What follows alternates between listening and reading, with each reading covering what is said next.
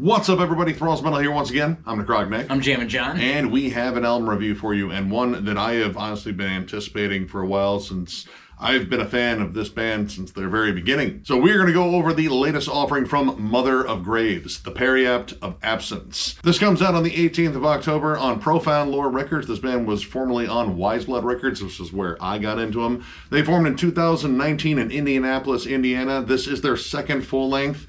As I said, I got into them from the very beginning with their In Somber Dreams EP. It was a recommendation from actually a couple of fellow YouTubers. And then I did a solo review for their full-length debut, Where the Shadows Adorn, which I thought was absolutely awesome. And I mean, honestly, like, this band captures a very specific sound in terms of death doom. This is melodic death doom. And if you are a big fan of the Peaceville 4, Peaceville 3, however you want to call it, Paradise Lost, My Dying Bride, Early Catatonia, Anathema, you are probably going to like this. Yeah, I can't say that I've ever sat down and listened to a Mother of Graves record in its entirety, but I know that he's shown me some over the last couple years, so I was equally as stoked to go over this. But yeah, everything he said about Peaceville here is pretty spot on, I'll tell you that. This past year, actually, was when I first got into My Dying Bride, or really got into them, I should say. So drawing comparisons to them from this record was a pretty easy sell because they're fresh on the mind.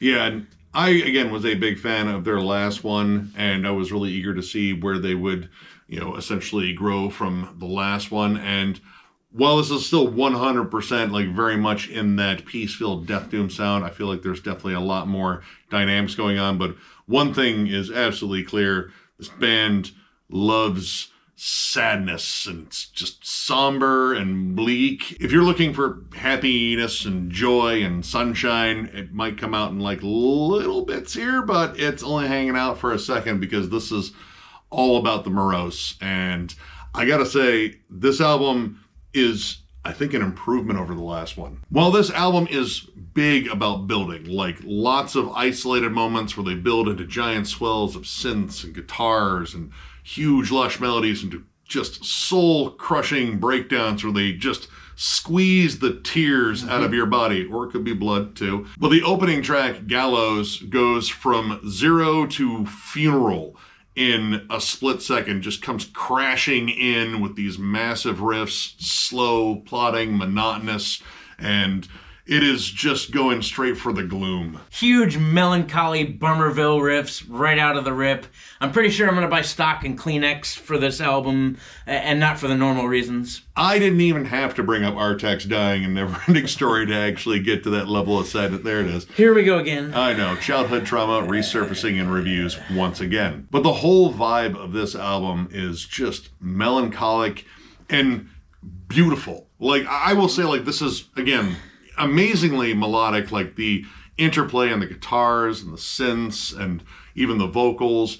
It's all beautiful, but it's not like beautiful in like, oh, that's a wonderful flower, or that's an adorable child, or wow, it's a sunny day. It's more like, that was a nice service at the funeral. They really did a nice job. It almost controlled my weeping. The eulogy was spectacular. Just give me a minute. And while that is the prevailing mood across this, like literally it starts raining the second you hit play and doesn't stop until, well, I think you're done crying, which who knows when that could be. But there's some other wrinkles in here too, like, Shatter the Visage, which comes in with this absolutely nasty kind of like synthy bass. Like, I'm not sure if it's the actual bass or it's like a bass synth in there, or it could be an effect of some kind, but it's a drum and bass start with these haunting pianos on top. Like, it's literally the score to like any haunted house movie. And then out of nowhere, it takes an abrupt shift to just like flat out old school death metal. It's fast paced. It's got more aggressive riffs, stuff that is a little bit more akin to like Dismember and Bloodbath, because the guitar tone in here is just monstrously chunky. But this song in particular is all about transitions, going from big ascending riffs, and when I say big ascending riffs, like, I mean, they're just monstrous. And then there's this really cool tapping bridge with like a goth rock disco kind of thing. It reminded me of what Onto Others has been doing recently. There's been like this interesting theme here lately with like goth rock and metal sort of like meeting up and realizing that they've been friends for a long time, and maybe they just haven't talked as much since Peter Steele died. I really like that trend. Now, granted, it's definitely more metallic on here. Like this production here is a way more metal sound. Like it's lush, but it's also dense and heavy. This band finds a good balance between just like absolutely crushing riffs and then just atmospheric, lush beauty, but again, like sad beauty. Even that goth rock break on there with the tapping leads, like the harmonies are, you know, more like minor key driven, so it's not Iron Maiden, it's just sad Maiden, like she's just weeping. You know, like she saw Artax die in The Neverending Story. Remember that scene? God, that's tough. What is wrong with you? As much fun as that description was, son of a bitch. When it gets down to the slow and heavy, this record gets down to the slow and heavy.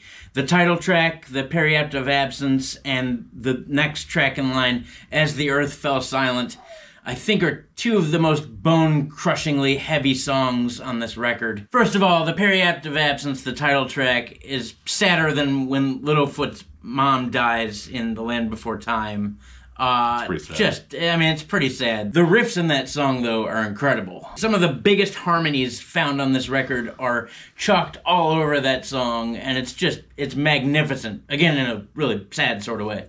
I love the harmonies on this album. This album, you know, there's not a lot of like solos per se, but they make up for that with lush, miserable harmonies everywhere. And the guitar interplay on here is magnificent. You got good, heavy, chuggy riffs, but on top of that, you'll have a lot of clean melodies. The clean guitar parts on here, they hit just as hard as some of the heavier spots just because they're generally in the very isolated, very echoey, just kind of open, alone room.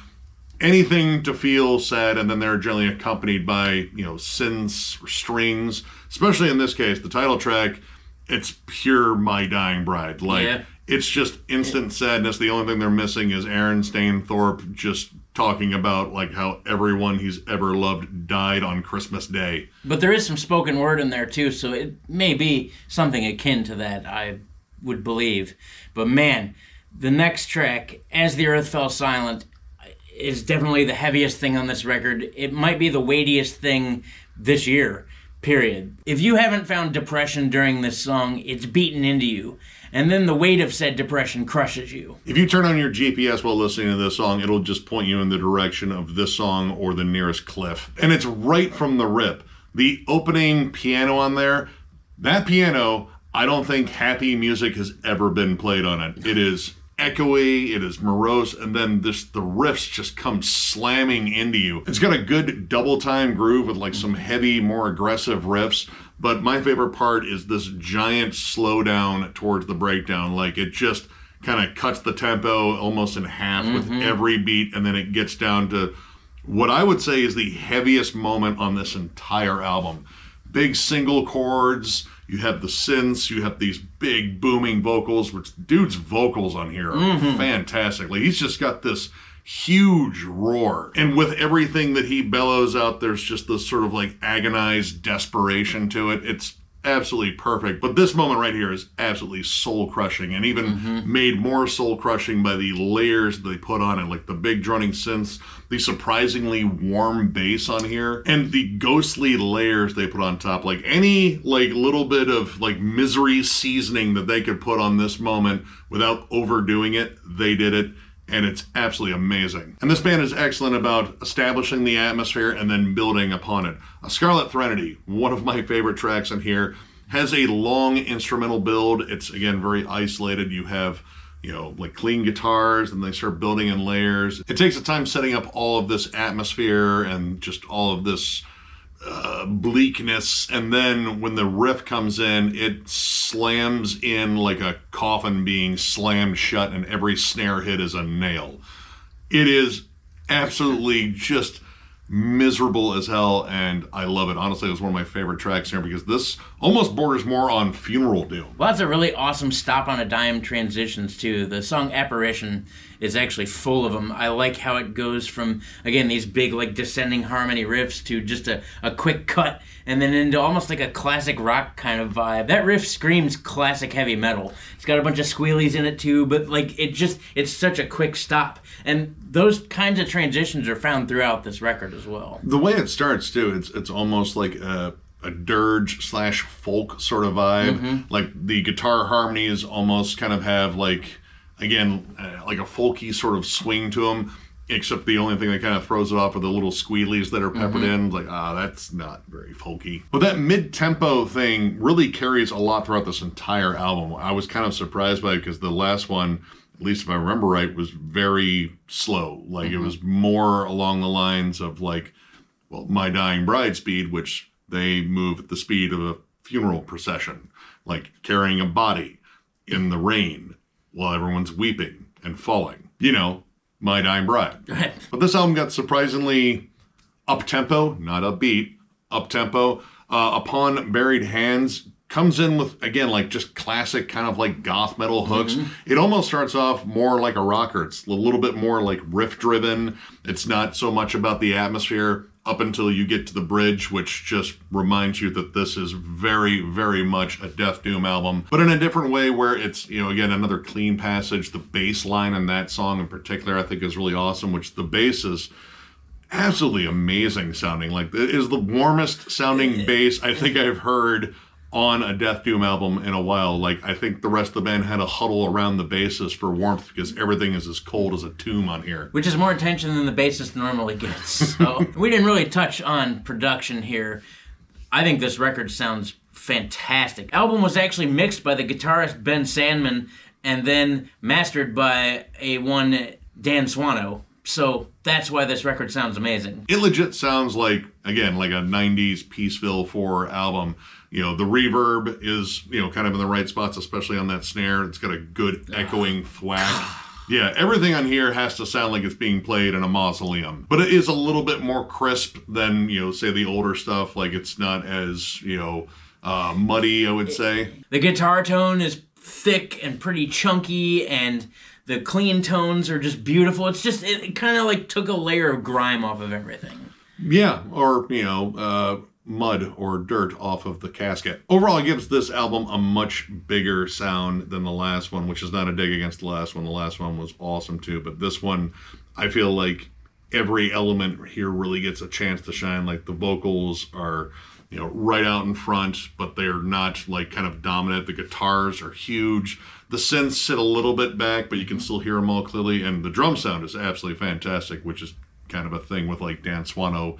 Anything, if he does the production in any facet, generally the drums sound absolutely amazing. And then you got the last track, like Darkness to a Dying Flame, which I think is just a straight death metal song. Packed full of dissonant, cold riffs. I get my dissonance fix. I'm happy about that. Some of the most riffy moments in this record, I think, are also found in that song. There's just a ton of harmonies. Like, if you were to talk about the king of harmonies on this record, this song would definitely be up there amongst the fold. This one also has some really cool background atmosphere. Like, it's not just like synths or you know, like pianos and such. Like, there's what sounds like wind and rain blowing through a cemetery. It kind of adds like a little bit extra on here because a lot of the atmosphere, it's either, you know, again, the pianos or the synths or strings or like a background hum of some kind. This one, it's kind of a little bit more out, and this album knows how to close in grand fashion too. This song has a great crescendo towards the end, and the last lines uttered on here are the title of the song, which I think is just a perfect way to kind of close this all out. In terms of any negatives on here,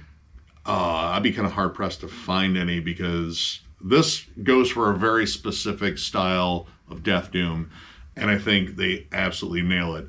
I might say that Shatter the Visage might be a little transition happy at times. You know, some of it doesn't get a chance to settle. Like, I really would have liked to have heard that old school death metal part, you know, resurface in there, because, dude, it's one of the most, like, vicious parts on here. Like, it's just straight up aggressive. But as for, like, the rest of the album, I can't really think of any other stuff in here that really just kind of put me off. I think the songwriting's better, the production is even better, the atmosphere absolutely just kind of makes this album really sink in terms of, like, how just dark and dreary it is. Yeah, I really don't have much of anything really. If I wanted to get extremely nitpicky, I could say that a couple songs start off pretty slow or in the same fashion, but it doesn't really matter because they're killer songs. Like, there's not a single song on this album that I didn't like, so I don't really have a dig, to be honest. Yeah. I mean, honestly, like, it's not even a dig, it's just maybe something to even consider for the next album is there's enough melody on here and enough moments that you could probably squeeze in some like gothic crooning and I think it would totally fit. Yeah. Like it wouldn't hamper this album one bit or take away from its heft and just absolutely miserable nature. Overall, I got to give this 4 stars, and I'll be honest, it's bordering on a 4.5. This is absolutely amazing melodic death doom. Again, if you are a Peaceville 4 or Peaceville 3, for those that chose to omit early Catatonia for whatever reason, you will probably dig this. Like, this just 100% has that sound. It's definitely heavier than hell, but it's more about the melody and the misery, and that in itself has weight of its own. Like, it is heavy in a lot of different senses. Like, it still has its bone-crunching riffs that just hit harder than hell, but also it has a lot of emotional heft, which hits like someone dropping bags of cement on your shoulders. Yeah, this kind of just does just about everything right for this style. So yeah, if you're a big fan, again, of all the Peaceville bands, I've gone over plenty of times here. I'd also say bands like Void Witch too, which we went over in here.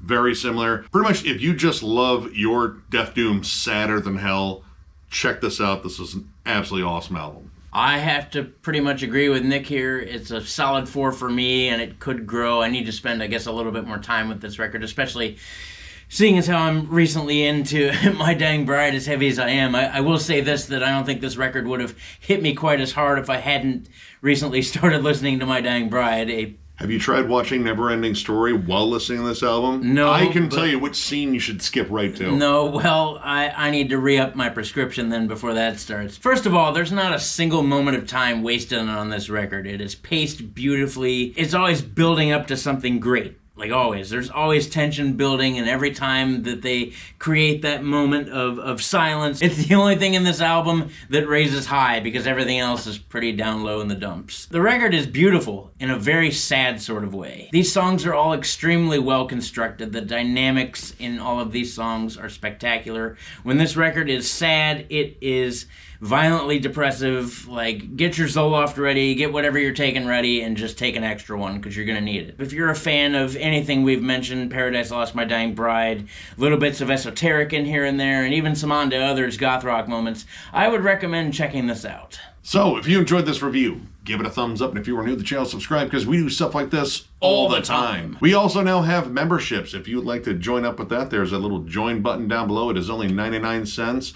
The only perk we are currently offering is a members-only stream, which we will probably do maybe in November when things start slowing down, because this month is absolutely loaded with releases. In fact, we're probably doing 6 this week. Yeah. We also have a booger troll emoji, which I'll eventually throw something else really stupid in there, but that's our flagship stupid start right there. As I said, it's only 99 cents. If you'd like to support us with that, that'd be absolutely awesome. It is pretty much right now to help us with the raising of prices with StreamYard, because those prices will be going up soon, I believe. Yep. And we still have thrallsmetal.com if you're interested in any of our merch, t-shirts, hats. They are both there. If you'd like to check those out, there's a link down below to that. And take it away, John. Yeah, and as always, tons of stuff going on at Thralls of Metal, album reviews, discography rankings, multiple forums, discussion panels, is it metal, is it not metal, states of metal, Nick's never-ending collection updates, what's John Jamming's going to make a comeback here.